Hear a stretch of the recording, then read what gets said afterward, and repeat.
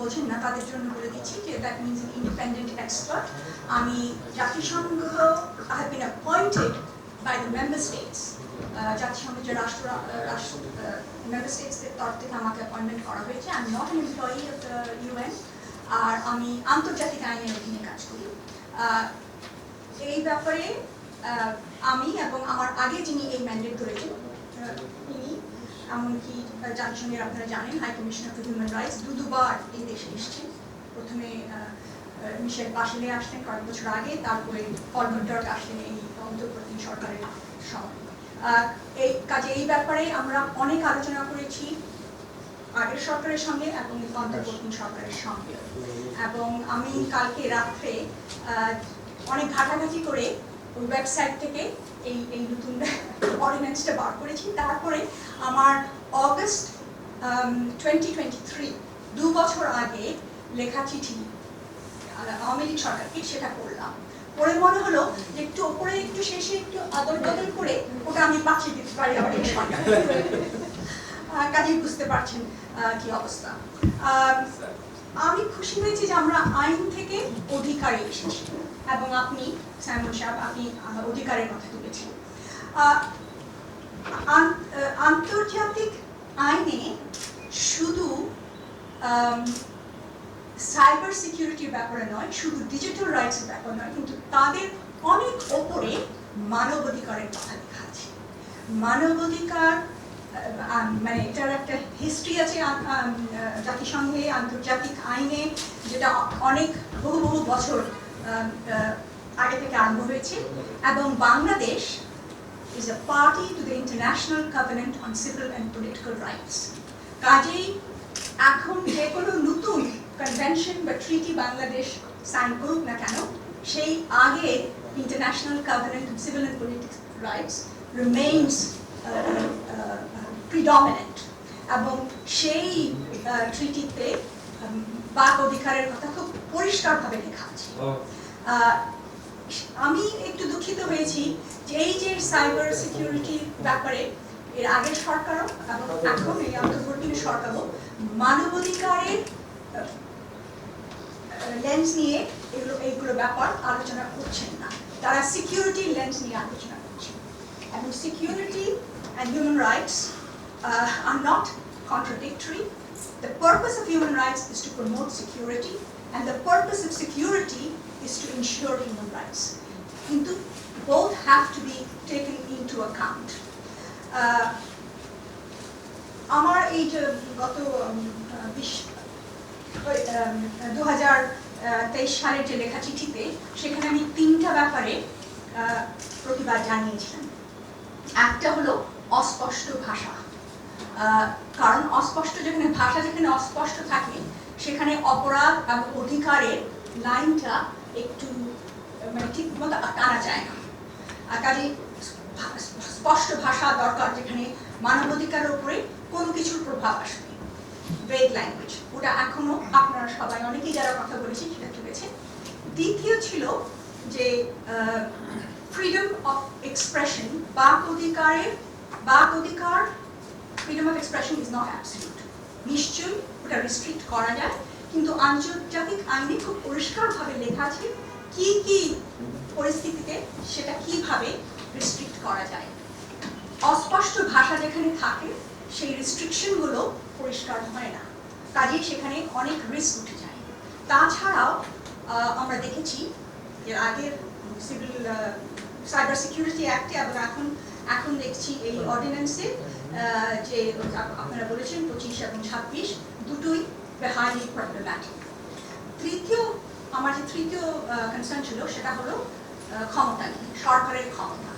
এখানেও সেই সরকারের ক্ষমতা আমি সেই সাইবার সিকিউরিটি অ্যাক্ট 2023 সালের এবং এই অর্ডিন্যান্সকে পাশাপাশি রেখে কাল রাত্রে আমি পাশাপাশি রেখে তুলনা করেছি. বেশিরভাগই ভাষা কিন্তু এক, কাজেই ক্ষমতা সেই একই আছে সরকারের হাতে, সেই অস্পষ্ট ভাষাও আছে. কাজেই মানে এই অস্পষ্ট ভাষা যেখানে থাকে সেখানে আমি একজন আন্তর্জাতিক এক্সপার্ট হিসেবে বলছি, আমি বহু দেশে দেখেছি সেখানে কিন্তু সরকারি যারা আছে তারা সেই ক্ষমতার অপব্যয় করেন. কাজেই this is a very important thing যে ভাষাটা এত লুজ কেন, ভাষা থেকে শক্ত করা। আপনি আন্তর্জাতিক আইনের কথা বলেছেন, সাইবার ক্রাইম কনভেনশনের কথা বলেছেন। Cyber crime is a highly controversial treaty that has just been approved by the UN General Assembly. এটাতে অনেক তর্কাতর্কি হয়েছে, বিভিন্ন সরকার বিভিন্ন রাষ্ট্রের মধ্যে তর্কাতর্কি হয়েছে, কিন্তু সিভিল সোসাইটির সঙ্গেও অনেক তর্কাতর্কি হয়েছে। কারণ এই সাইবার ক্রাইম কনভেনশন সমস্ত দায়িত্ব জাতীয় আইনের উপরে ছেড়ে দিয়েছে, আন্তর্জাতিক আইনে কোনো ডেফিনিশন দেয়নি, বলেছে it will be according to national law. কাজে এই কারণে প্রত্যেক দেশেরই এখন একটা দায়িত্ব আছে যে নিজেদের জাতীয় আইনটি আন্তর্জাতিক মানবাধিকার আইনের সঙ্গে মেলে কিনা। And that is a huge risk for us. আমরা যদি এরকম ঢিলা একটা আইন, একটা অর্ডিন্যান্স স্বীকার করে নিয়ে এসে, তাহলে সেই ঢিলা অর্ডিন্যান্সটাই কিন্তু ওই সাইবার কনভেনশন তখন একটা আন্তর্জাতিক পর্যায়ে নিয়ে যাবে এবং সেটাতে আমাদের মানবাধিকারের ক্ষতি হতে পারে। আপনি ডিজিটাল কম্প্যাক্টের কথা বলেছেন, কিন্তু ডিজিটাল কম্প্যাক্টে বলুন আর সাস্টেইনেবল ডেভেলপিং বলুন, ওগুলো নীতির ব্যাপার, আইনের নয়। International covenant on civil and political rights আন্তর্জাতিক আইনের একটি অঙ্গ, এবং সেই জন্য আমরা মানবাধিকারের উপরে আমাদের বেশি আস্থা রাখা উচিত। ডেটা প্রোটেকশনের কথা বলছেন, ডেটা প্রোটেকশন কিন্তু এটা নিয়ে আওয়ামী লীগ সরকারও অনেক চেষ্টা করেছিলেন, কিন্তু শেষ পর্যন্ত আইনটাকে ওনারা বেশি ঠেলেননি সামনে, এবং ওই আইন খুবই জটিল। It will have huge implications for our economic activities, for our interaction on human rights. ওটা রাতারাতি করা মোটেই উচিত নয়, এবং আমার মতে এই অন্তর্বর্তী সরকারের সেই সময় হবে কিনা ওটা ঠিক মতো করে করার, it is a very difficult issue, and we should not take that lightly. Misinformation, disinformation বলেছে। আমি যখন এই দায়িত্বটা গ্রহণ করি, তারপরে আমার এই as part of my responsibilities আমি ইউএন জেনারেল অ্যাসেম্বলিতে বছরে একবার এবং ইউএন হিউম্যান রাইটস কাউন্সিলে বছরে একবার রিপোর্ট দিই। আমার প্রথম রিপোর্টটা ছিল মিসইনফরমেশন অ্যান্ড ডিসইনফরমেশন রিপোর্ট, এবং আমার রিপোর্টের পরে ইউএন জেনারেল অ্যাসেম্বলি একটা রেজলিউশন অ্যাডপ্ট করে এবং ইউএন হিউম্যান রাইটস কাউন্সিল একটা রেজলিউশন অ্যাডপ্ট করে। কাজেই আন্তর্জাতিক পর্যায়ে এখন কিছু কিছু আমরা যাকে বলি বেস্ট প্র্যাকটিস উঠে আসছে, কিছু কিছু মানে প্রিন্সিপালস তৈরি করছে, সেগুলো আমাদের মেনে নেওয়া উচিত। আমরা সেগুলো, আমি তার কোনো গন্ধ পাচ্ছি না এই অর্ডিন্যান্সে, বরঞ্চ এই অর্ডিন্যান্সে একটা জিনিস রয়ে গেছে যেটা তৈরি হয়েছিল ব্রিটিশ সরকারের সময়, and that is criminal defamation. It is a relic of the past, the colonial past. ওইটা আমাদের ক্রিমিনাল কোডে আছে, এবং ওইটা at the cyber level, at the digital level, through digital technology has become part of these instruments, Digital Security Act, the Cyber Security Act, and now the Cyber Protection Ordinance. Criminal, আপনি আগে বলেছেন যে মানহানির ব্যাপার বা ওইসব জিনিস is a civil matter, not a criminal matter. তো ওইটাকে কেন ক্রিমিনাল আইনে আমরা এখনো রাখছি, আবার রাখছি? In my view, it should be removed, and I have been pressing this very much. কিছু কিছু আফ্রিকান দেশে, আমাদেরই মতো ডেভেলপিং কান্ট্রিজ, ওখানে কোর্ট বাতিল করে দিয়েছে, বলেছে ওইসব আইন আজকের যুগের জন্য নয়। কেন আমরা সেটাকে এখনো তুলে রেখেছি? এবং সেই সব আইন দিয়েই কিন্তু আপনি যে বলছিলেন কার্টুনের কথা বললেন, একজন কার্টুনের কথা, স্যাটায়ার, পলিটিক্যাল ক্রিটিসিজম, মানহানি, আমার যদি মনে হয় আপনি কিছু বলে আমাকে মানহানি করেছেন, আমি তো সিভিল কোর্টে যেতে পারি। সেখানে সরকার, রাষ্ট্র কেন এসে দাঁড়াবে এক পক্ষের তরফে? কারণ আরেক পক্ষ তাহলে সে তো কোনোদিন সরকারের বিরুদ্ধে, ওর তো অত ক্ষমতা নেই যে সরকারের বিরুদ্ধে দাঁড়াবে। That is the biggest threat. আমরা এই কথাটা এখনো বলিনি, যেটা হলো গণমাধ্যম স্বাধীনতা, to be a huge big threat. ওইগুলো কেন রয়ে গেছে এখানে? ধর্মের ব্যাপারে তো আরেকটা কথা, ওখানেও অনেক অস্পষ্ট ভাষা, ভ্যালিউস, ফিলিংস।